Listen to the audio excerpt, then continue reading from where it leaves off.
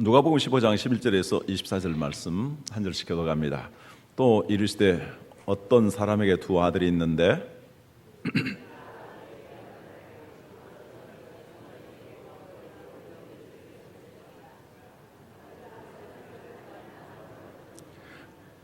그 후 며칠이 안 되어 둘째 아들이 재물을 다 모아가지고 먼 나라에 가 거기서 허랑방탕하여 그 재산을 낭비하더니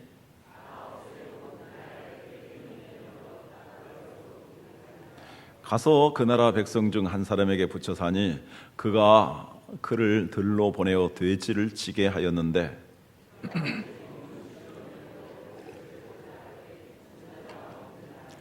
이에 스스로 돌이켜 이르되 내 아버지에게는 양식이 풍족한 품꾼이 얼마나 많은가. 나는 여기서 주려 죽는구나.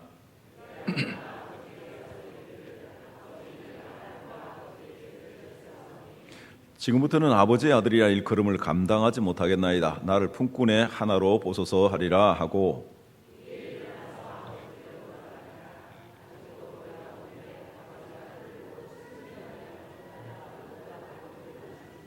아들이 이르되 아버지 내가 하늘과 아버지께 죄를 지었사오니 지금부터는 아버지 아들이라 일컬음을 감당하지 못하겠나이다.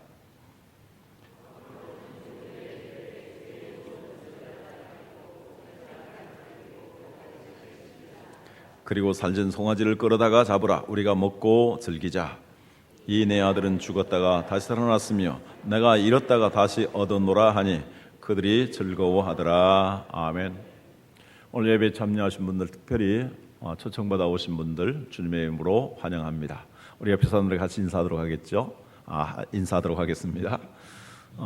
주의 이름으로 여기 있는 말처럼요, 환영합니다, 축복합니다, 사랑합니다, 이렇게 인사하도록 하겠습니다.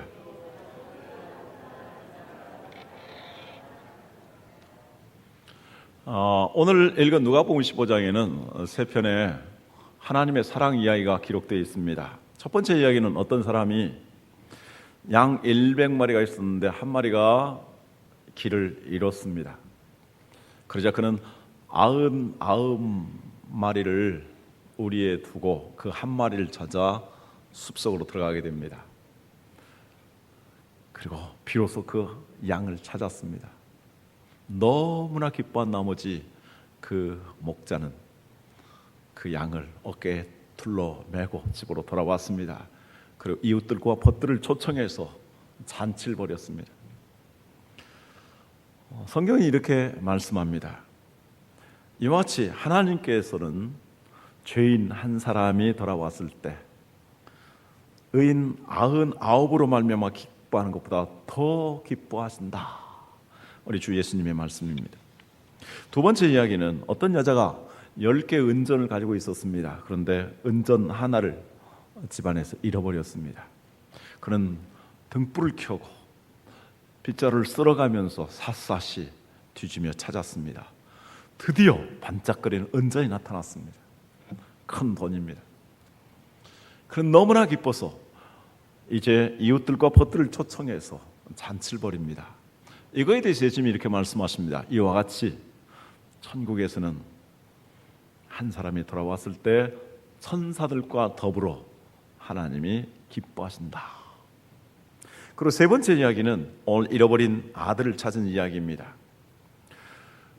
두 가지 이야기는 소극적으로 잃어버린 것이었습니다. 그런데 오늘 이야기는 적극적으로 아버지를 떠난 아들의 이야기입니다. 두 아들이 있었는데 한 아들이 아버지의 재산을 미리 받아가지고 먼 날에 가게 됩니다. 그리고 다 이것을 낭비해버립니다. 그리고 비참하게 됩니다. 비참한 자기 자신을 발견하고 이제 다시 아버지를 생각하며 아버지의 집을 생각하며 그는 다시 돌아오게 됩니다. 그런데 아버지는 먼저 와서 기다리고 계시고 그를 얼싸안고 그를 축복하며 이제 그 집안에서 상속자로서 풍성한 삶을 누리도록 합니다. 오늘 말씀의 주제도 마찬가지입니다. 예수님 말씀하십니다. 이와 같이 잃어버린 한 사람이 주님에게 돌아왔을 때 하늘에서는 정말 천군 천사들과 함께 기뻐하는 천국의 잔치가 이루어진다고 말씀합니다. 오늘 우리 교회에 새로 오신 분들을 주님께서 이렇게 환영하실 것이며 하나님이 기뻐하시며 천사들도 기뻐하며 천국 잔치가 이루어지게 될 줄로 믿습니다. 할렐루야.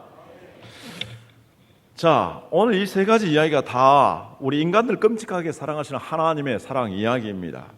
이제 오늘 이야기에 대해서 생각하도록 하겠습니다. 첫 번째는 아버지를 떠난 아들에 대해서 생각해 봅니다. 어느 날 둘째 아들이 아버지에게 찾아와서 다짜고짜로 요구합니다. 아버지, 저에게 줄 유산을 미리 땡겨 주십시오. 이제 나도 다 컸으니 아버지로부터 이제 자유롭게 살고 싶습니다. 아들을 사랑하시며 아들의 인격을 존중하는 아버지는 그의 자유 의사대로 이제 유산을 미리 나눠줍니다. 그러자 그는 기다렸듯이 며칠이 안 되어서 재산을 다 모아가지고 먼 나라로 날아갑니다. 그리고 거기서 흥청망청 돈을 다 쓰게 됩니다. 허랑방탕한데 재산을 다 낭비하고 만 것입니다. 사람이 얼마나 이기적이고 야비한지 모릅니다. 그가 돈이 있을 때는 주변에 많은 사람들이 몰려들었을 것입니다. 술꾼들, 도박꾼들, 사기꾼들, 나쁜 꾼자 붙은 사람들 다 몰려들었을 것이고 여자친구들도 많이 왔을 것입니다. 그러나 돈이 바닥나자 아무도 그와 함께하는 사람이 없었습니다. 그를 도와주는 사람이 없었습니다. 그는 오직 홀로 남았습니다. 게다가 큰 흉년이 들었습니다. 아무도 그에게 생존을 위한 음식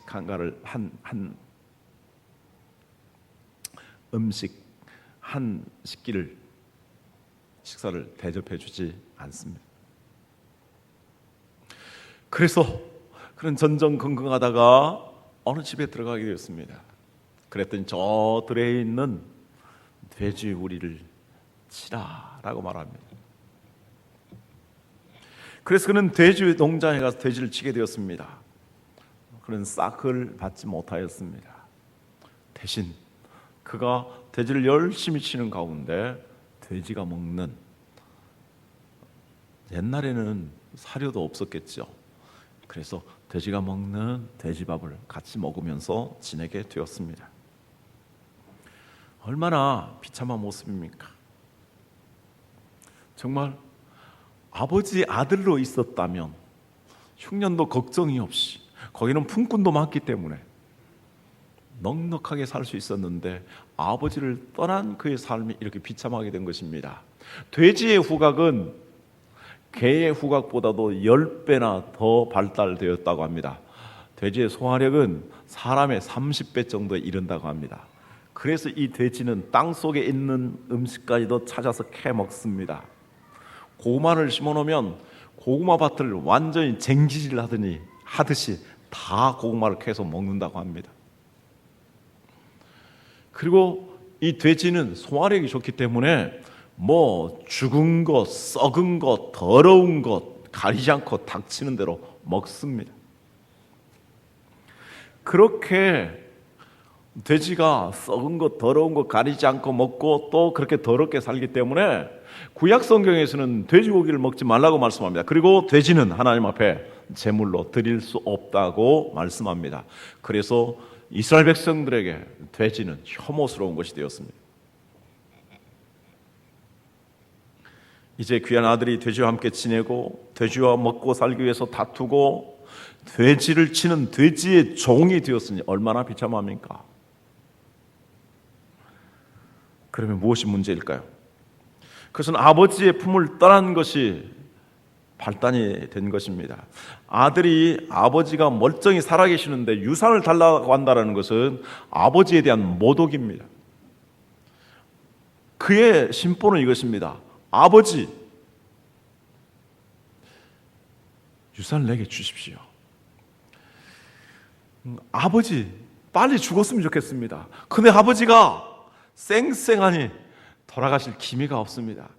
내가 기다리기 너무 힘드니 유산을 미리 주십시오. 아버지로부터 자유롭게 내 마음대로 내 인생을 살고 싶습니다. 아주 이기적이고 그리고 부려막측한 심산을 가지고 있는 아들이 바로 둘째 아들이었습니다. 그런데 그 아버지가 이제 건장하기 때문에 그는 아버지에게 미리 유산을 달라고 강청해서 가지고 갑니다. 아버지로부터 떠나서 자유롭게 살려고 하는 그것이 문제였습니다. 성경은 하나님 아버지에 대한 그와 같은 인간의 태도가 바로 죄라고 말씀합니다. 죄는 히브리어로 하마로티아인데 관역을 벗어나다, 목표를 벗어나다 그런 뜻입니다. 하나님께서 우리 인간을 창조하실 때는 그냥 아무렇게나 지은 것이 아닙니다. 하나님께서 하나님의 그 영혼을 부어 넣으셔서 만드셨습니다.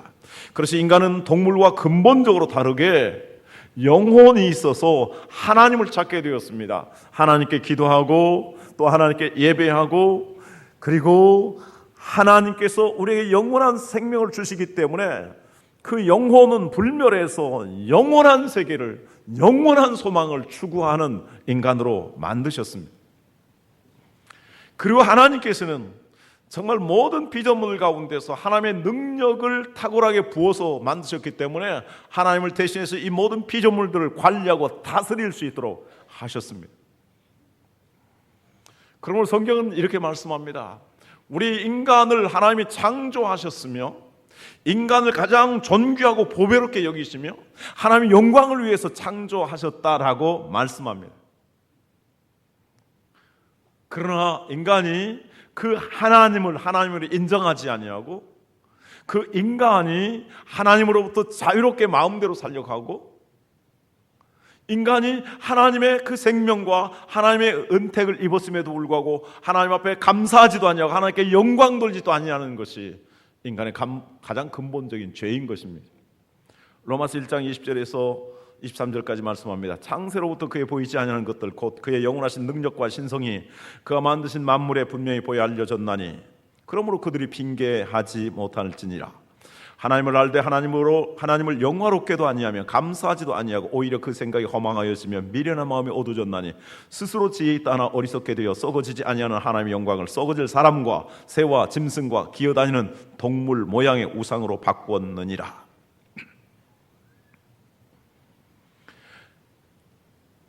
우리 인간에게는 하나님을 알만한 지각을 주셨습니다. 그래서 상식적으로 그리고 영적인 지각을 가지면 이 온 우주를 하나님이 창조하셨고 인간의 생명도 하나님이 창조하셨다는 것을, 여러분들 자녀를 낳으신 부모님들 있으시죠? 아직 결혼하지 않으신 분들 말고는요. 이렇게 자녀를 낳았는데, 부모가 자녀를 낳는데 결정적으로 한 것은 무엇입니까? 정말 털끝 하나도 부모가 직접 만든 게 없습니다. 하나님께서 위대한 걸작품으로서 인간을 만드셨습니다. 그런데 그 하나님을 인정하지 않습니다.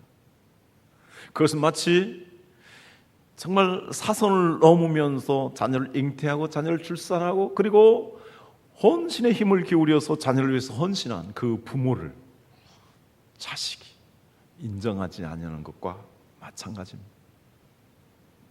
아니, 그것보다도 더 불경스러운 일입니다. 죄는 무엇입니까? 도둑질하고 거짓말하고 살인하는 것, 물론 죄입니다. 그러나 성경에서 말씀하고 있는 가장 근본적인 죄는 하나님의 피조물로서 하나님의 사랑과 은혜를 받았는데 그 하나님에 대해서 전혀 감사하지 아니하고 하나님에 대해서 영화롭게 한번 하지 아니한 그것이 근본적인 죄라고 말씀합니다. 이러한 죄에 빠지게 되면 우리 인간은 어떻게 될까요? 에베소 2장 1절 3절까지 말씀합니다. 같이 읽도록 하겠습니다. 같이 읽습니다. 그는 허물과 죄로 죽었던 너희를 살리셨도다. 그때 너희는 그 가운데서 행하여 이 세상 풍조를 따르고 공중의 권세 잡은 자를 따라왔으니 곧 지금 불순종의 아들들 가운데서 역사하는 영이냐. 전에는 우리도 다 그 가운데서 우리 육체의 욕심을 따라 지내며 육체의 마음에 원하는 것을 하여 다른 이들과 같이 본질상 진노의 자녀이었더니. 허물과 죄로 우리 인간은 죽었다. 영적으로 죽었다. 그래서 하나님과 단절된 가운데서 살아가는 인간은 바로 영적으로 죽어 있는데 그것은 죄 때문에 일어난 것이라고 말씀합니다. 이렇게 영적으로 죽은 사람은 하나님께 감사하지 않으며 하나님께 영광 돌리지 않으며 하나님과 교제하지 않으며 살아가는 사람은 자신도 모르는 가운데 바로 사탄의 마귀의 종노릇을 하게 되고, 그래서 욕심을 따라 살다가 마침내는 하나님의 진노를 받아 지옥의 멸망 가운데 들어가게 된다라고 말씀합니다. 하나님을 떠나면 인간은 결코 자유로울 수가 없습니다. 흔히 말하죠. 물고기가 물을 떠나 자유로울 수 없는 것처럼 영으로 지음을 받은 인간은 하나님을 떠나면 영원히 살 수가 없습니다.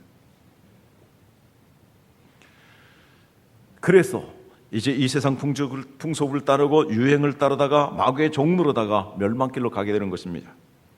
이 아들의 죄는 구체적으로 무엇일까요? 성경은 허랑방탕했다라고 말합니다. 허랑방탕했다라는 말은 원뜻이 저축하지 못했다라는 것입니다. 무슨 의미일까요? 하나님께서 우리 인간에게 탁월한 능력과 기회들을 주셨습니다. 하나님께서 우리에게 시간을 주셨습니다. 건강을 주셨습니다. 재능을 주셨습니다. 온갖 기회를 주셨습니다. 그것은 하나님의 뜻을 이루고 하나님께 영광을 돌리고 하나님 나라의 영광스러운 소망을 쌓아두라는 것입니다. 그런데 하나님의 영광을 위해서는 아무것도 하지 아니하고 하나님 나라의 소망을 쌓는 일에는 아무 일도 없었습니다. 그래서 하나님 주신 것들을 이 세상에서 먹고 마시고 즐기는 일에 다 낭비해 버리고 하나님의 뜻을 펼치고 하나님께 영광 돌리는 것, 하나님 나라의 소망을 쌓는 일에는 빈털털이라는 것입니다. 그래 저축하지 못한 것입니다. 사랑하는 성도님들, 또 여러분들, 하나님이 주신 재능들을 정말 하나님의 뜻을 위해서 살아보셨습니까? 하나님의 영광을 드러내는데 썼습니까? 그리고 하나님 나라에 가게 됐을 때 정말 보물을 쌓아서 칭찬과 영광과 존귀를 받으실 수 있습니까? 만약 그렇지 못하다면 참으로 불쌍한 인생입니다. 죄의 결과는 죽음입니다. 죽음이란 하나님과 단절된 삶을 살아가는 것입니다. 지금 모든 것을 탕진하고 돼지의 종이 되어서 돼지처럼 살아가는 삶이 다름 아닌 죽음과 같은 것입니다. 여러분들, 죽어야만 죽음입니까? 정말 이 세상에서 죽지 못해서 어쩔 수 없이 고통스럽게 살아가는 것, 그것도 죽음과 같은 것입니다. 아무것도 하지 못하고 세월을 낭비하는 인생도 죽음입니다. 고통과 저주 가운데서 불행하게 살아가는 것도 죽음입니다. 이 세상에 취하고 중독되어서 아무런 뜻도 영원한 소망 없이 살아가는 것도 죽음입니다. 감옥에 갇혀 아무것도 할 수 없는 사람, 그 인생도 죽은 것과 마찬가지입니다. 그래서 정말 하나님과 교제를 하며 하나님께 감사하며 하늘의 소망을 쌓는 삶을 살지 아니하면 그것은 지금부터 죽은 인생인 것입니다. 그러나 죽음보다도 더 비참한 것이 있습니다. 더 무서운 것은 죽음 이후에 하나님의 심판이 있다는 것입니다. 죽음보다 더 무서운 것은 죽음 이후에 하나님께서 우리 인생에 대해서 최종적으로 심판하신다는 말씀입니다. 히브리서 9장 27절 같이 읽습니다. 한 번 죽는 것은 사람에게 정해진 것이요 그 후에는 심판이 있으리니. 어느 대학생 아들이 있었습니다. 이 아들이 운전면허증도 없이 아버지의 차를 몰고 달려갔습니다. 얼마나 처음에는 신났을까요?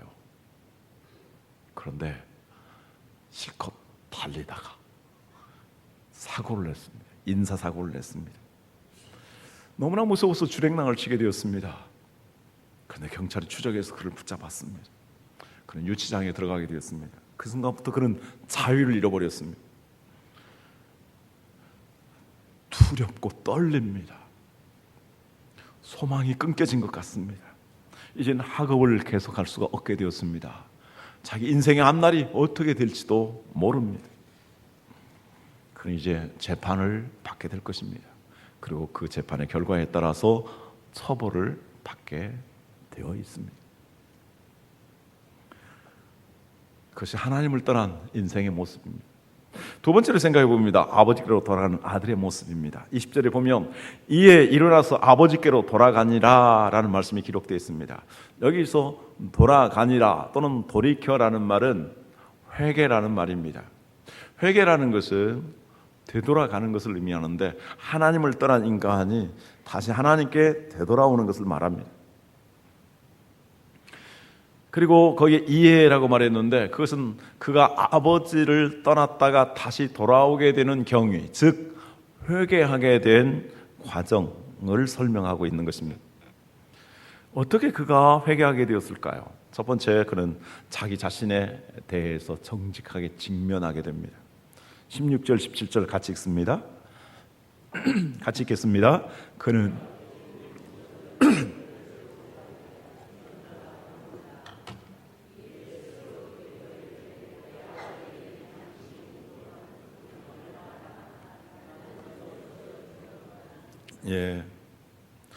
그는 이에 스스로 돌이켰다라고 말합니다. 영어 성경으로 보면 He came to himself라고 합니다. 자기 자신에게로 돌아왔다는 말입니다. 그는 비로소 자기 자신이 아버지에게서 너무 멀리 떠나왔고, 그래서 지금 비참하게 살아가고 한다는 것을 인정하게 됩니다. 우리는 우리 자신에 대해서 정직해야 합니다. 의사 앞에 정직해야 합니다. 의사 앞에 자기의 질병을 숨기면 고칠 길이 없습니다. 내 자신이 어떠한 존재인지, 내 자신이 지금 어떻게 살아가고 있는지, 내 자신의 앞으로의 운명이 어떻게 될 것인지, 우리는 우리 자신에 대해서 정직해야 합니다. 성경 우리에게 말씀하고 있습니다. 모든 사람들이 다 죄를 범하였다. 그런데 이렇게 착각하는 사람이 있습니다. 나는 법이 없어도 살 수 있다. 성경 우리에게 이렇게 말씀합니다. 만약 자기 자신이 죄가 없다면 스스로를 속이는 것이고, 우리 인간이 다 죄인이라고 말씀한 하나님을 거짓말장이라고 몰아붙이는 것이며, 그래도 죄가 없다고 우기는 사람이라면 진리가 무엇인지 모르기 때문이다. 죄가 뭔지를 분별하지 못하기 때문에 죄라고 여기지 않는 것입니다. 우리 인간은 다 하나님을 떠나서 이렇게 마음대로 살다가, 정욕대로 살다가 이렇게 비참하게 죽을 수밖에 없습니다. 그래서 시편 49편에서 말씀하고 있습니다. 사람은 존귀하게 지으셨으나 깨닫지 못하는 사람은 멸망하는 짐승과 같도다. 사람은 존귀하나 장구치 못함이에요. 멸망하는 짐승과 같다. 두 차례 말씀을 하고 있습니다. 정말 자기 자신이 많은 약점과 허물과 죄가 있음을 인정하는 것이 중요합니다. 두 번째로, 아버지로 돌아가는 것이 유일한 책임을 그는 깨달았습니다. 다시 17절 읽도록 하겠습니다. 이에 스스로 돌이켜 내 아버지에게는 양식이 풍족한 품꾼이 얼마나 많은가, 나는 여기서 줄여 죽는구나. 자기는 지금 비참하게 살아가고 있는데 아버지는 아주 부자이시고 아버지에게는 품꾼도 많이 있어서 아버지에게 가면 내가 줄여 죽지 않을 텐데, 비로소 돈이 떨어지니까 아버지가 귀한 줄 알게 되고, 비로소 굶어 죽게 되니까 아버지의 품이, 아버지의 집이 그리워지고 생각나는 것입니다. 가장 어리석은 사람 중에 하나는 정말 고집을 피우면서 그 알량한 자존심 때문에 하나님 앞에 자기의 죄를 인정하지 아니하고 하나님 앞에 마음을 열지 않는 것입니다. 그것은 마치 돈을 땅속에 가득 묻어놓고 먹을 것이 없어서 굶주리는 사람과 마찬가지입니다. 하나님께 돌아오기만 하면, 하나님 믿기만 하면 우리 마음의 상처가 치유를 받습니다. 우리 영혼이 구원을 받습니다. 진정한 자유를 누리게 됩니다. 풍성한 삶을 누리게 됩니다. 하나님 나라의 영광스러운 삶을 살아가게 됩니다. 그럼에도 불구하고 자기 자신의 그 자존심 때문에 마음을 열지 못하고 하나님께 나오지 못한다면 불행하게 되는 것입니다. 그러나 이 아들은 현명했습니다. 그래서 마지막 그는 자기의 죄를 인정하고 아버지께 고백하기로 결단하고 아버지를 향해서 나아가게 됩니다. 18절 19절 같이 읽도록 하겠습니다. 내가 일어나 아버지께 가서 이르기를 아버지, 내가 하늘과 아버지께 죄를 지었사오니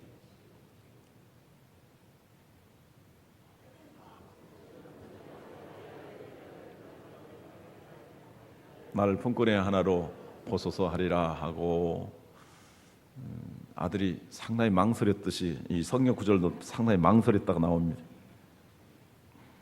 자기 죄를 인정했습니다. 하늘과 아버지께 내가 죄를 지었습니다. 그리고 내가 아버지 앞에 머리를 들 수 없는 잘못을 저질렀지만, 그래서 아들이라고 이렇게 말할 수 없지만 나를 품꾼의 하나라도 써주십시오. 이렇게 겸손하게 납작 엎드려서 아버지 앞에 긍휼을 구할 것을 고백하고 있는 것입니다. 성경 우리에게 말씀하고 있습니다. 이사야 55장 6절에서 9절 말씀 같이 읽습니다. 너희는 여호와를 만날 때 찾으라. 가까이 계실 때 그를 부르라. 악인은 그의 길을, 불의한 자는 그의 생각을 버리고 여호와께로 돌아오라. 그리하면 그가 긍휼히 여기시리라. 우리 하나님께로 돌아오라. 그가 너그럽게 용서하시리라. 이는 내 생각이 너희의 생각과 다르며 내 길은 너희의 길과 다름이니라. 여호와의 말씀이니라. 이는 하늘이 땅보다 높음같이 내 길은 너희의 길보다 높으며 내 생각은 너희 생각보다 높음이니라. 그가 자기의 자존심을 가지고 거기 있었더라면 돼지와 싸우면서 돼지의 종 노릇하는 삶을 살았을 것입니다. 그러나 그는 자존심을 깨뜨렸습니다. 아니, 자기의 죄를 인정했습니다. 하나님 아버지의 생각은 우리의 생각보다 높으며 하나님 아버지께서 보시는 길은 우리의 길보다 멀리 보십니다. 영원한 하나님 나라까지 보시는 것입니다. 그래서 말씀합니다. 가까이 계실 때 찾으라. 그를 부르라. 어떠한 불의와 죄를 저질렀다 할지라도 주님 앞에 돌아오면, 회개하면 그가 긍휼히 여기시고 하나님께서 다 용서하여 주시겠다라고 말씀하십니다. 그래서 이제 정말 인생의 수고하고 무거운 모든 짐들과 죄짐을 다 벗어버리고 하나님 앞에서 자유로워지기를 주님의 이름으로 축원합니다. 제가 2주 전에 병원에 가서 검사를 받았습니다. 몸이 아주 이상이 있고 또 아픈 데가 있어서 검사를 받았는데요. 혹시 이게 암이 아닌가 내심 걱정을 많이 했었습니다. 그럼에도 불구하고 제가 한 5년 이상 가지 않냐고 지냈습니다. 기도했는데도 크게 차도가 좋아지지 않았습니다.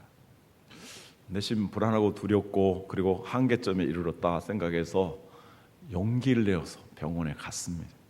그리고 내 아픈 곳을 보여주었습니다. 의사는 환자들에 대해서 무조건 받아들입니다. 의사는 환자들을 위해서 존재합니다. 그런데도 사람은 그 의사에 접근하기가 쉽지 않을 수 있습니다. 자, 검진을 하더니 의사가 약을 2주 동안 드리겠습니다. 복용하십시오. 그런데 참 놀라운 것은 그 약을 들은 다음 몇 시간 지난 다음부터 몸이 너무너무 좋아지는 것이고 정상적으로 된 것입니다. 그래서 제가 제 아내에게 얘기했습니다. 이 약을 만든 사람, 이 약을 처방해 주신 분 정말 기가 막힌 분이다. 그리고 이 약을 창조하신 하나님이 위대하신 분이다.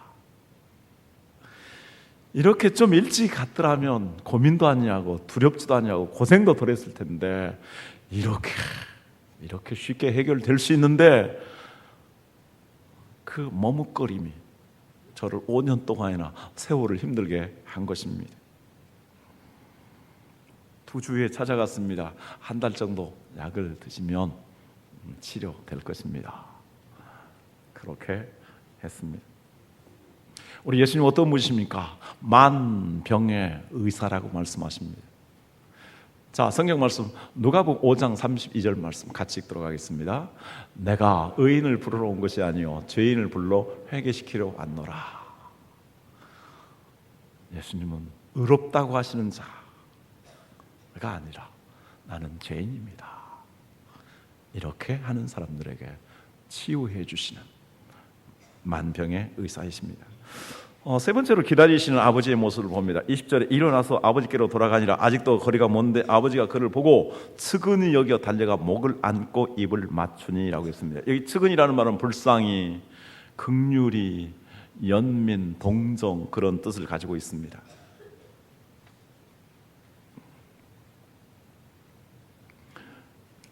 긍휼, 그 안타까워서 불타는, 애타는 그런 마음을 가리키고 있습니다.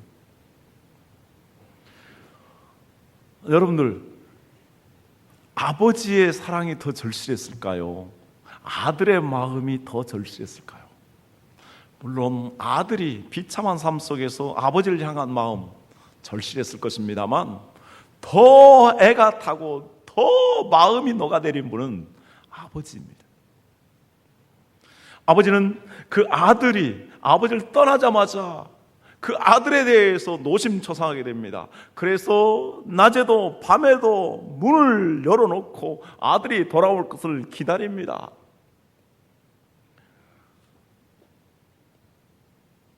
아들은 나중에서야 아버지를 생각하는데, 아버지는 아들이 떠나자마자 그 아들을 생각하게 되는 것입니다. 집안에 있지 않냐고 문 밖에 서서 두드립니다. 문 밖에 서서 서성입니다. 아들이 왔습니다. 누가 먼저 보았습니까? 스폴저는 이렇게 말합니다. 아버지의 자비와 긍휼의 눈은 아들의 회개의 발보다 훨씬 더 빨랐다. 정말 하나님 아버지께서는 우리 자신이 하나님을 떠날 그때부터 메시아 예수 그리스도를 보내주시고 우리의 죄를 위해서 그가 십자가에 못 박혀 죽을 것을 말씀하셨습니다. 아직도 거리가 먼데 아버지가 그를 보았습니다. 그리고 아버지가 먼저 달려왔습니다. 그리고 아버지가 먼저 그를 얼싸 안았습니다. 아버지가 먼저 그의 목을 안았습니다. 아버지가 그리고 먼저 입을 맞췄습니다. 이처럼 예수 그리스도께서 우리 죄인들을 구원하시기 위해서 하나님의 영광 보좌를 버리시고 낮고 천한 이 땅에 오셨습니다. 그리고 우리를 대신해 십자가를 지셨습니다. 우리의 죄를 위해서 십자가에 피 흘려 죽으심으로써 죄값을 다 갚으셨습니다. 그리고 오늘 또 수고하고 무거운 짐진 자나 다 내게로 오라, 내가 너희를 쉬게 하리라, 용서하여 주시겠다라고 말씀하십니다. 대학생 아들이 이제 유치장에서 두려움과 절망에 사로잡혔습니다. 아버지는 아들이 어떻게 됐을까 늘 걱정했는데, 그 소식을 기다렸는데 며칠간은 아무 소식이 없었습니다. 그런데 충격적인 소식이 들렸습니다. 인사사고를 내고 유치장에 들어갔다는 것입니다. 이 아버지는 즉시 그 아들에게 달려갔습니다. 아들아, 다치지 않았니? 아들아, 내가 다 해결해 주마. 그는 피해당한 사람에게 찾아가서 아들을 대신해서 용서를 하고 용서를 구하고 그리고 모든 걸 다 보상을 해 주었습니다. 아버지가 다 해결해 준 것입니다. 이 아들은 아버지가 다 해결해 주심으로 말미암아 자유의 몸이 되었습니다. 그리고 미래의 소망을 향해서 나갈 수 있게 된 것입니다. 성경이 이렇게 말씀합니다. 로마서 5장 8절 말씀 같이 읽도록 하겠습니다. 우리가 아직 죄인 되었을 때 그리스도께서 우리를 위하여 죽으심으로 하나님께서 우리에 대한 자기의 사랑을 확증하셨느니라. 우리가 연약했고 불경건했고 죄인이었고 하나님과 원수 되었을 때 하나님은 예수 그리스도를 약속하셨고 이미 예수 그리스도를 보내셨고 예수님이 우리의 죄를 위해서 다 죽으셨습니다. 이제 회개하고 그에게 돌아가기만 하면 다 용서해 주시고 하나님의 아들의 지위를 허락해 주시는 것입니다. 마지막 네 번째로 이제 회개한 결과가 어떻게 되었을까요? 큰 기쁨과 풍성한 삶이 있었습니다. 21절부터 24절 다 같이 읽도록 하겠습니다. 아들이 이르되 아버지 내가 하늘과 아버지께 죄를 지었사오니 지금부터는 아버지의 아들이라 일컬음을 감당하지 못하겠나이다. 아버지는 종들에게 이르되 제일 좋은 옷을 내어다가 입히고 손에 가락지를 끼우고 발에 신을 신기라. 그리고 살진 송아지를 끌어다가 잡으라.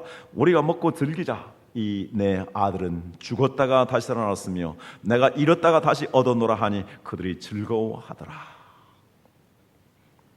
회개하고 돌아왔을 때 나는 아버지의 아들이라고 말할 수 없습니다. 나는 죄인입니다. 나를 품꾼으로 써주십시오라고 했지만 아니다. 너는 죽었다가 살아난 잃었다가 얻은 내 아들이다. 그래서 그에게 목욕을 하도록 했습니다. 과거의 모든 죄를 다 씻어준다라는 것입니다.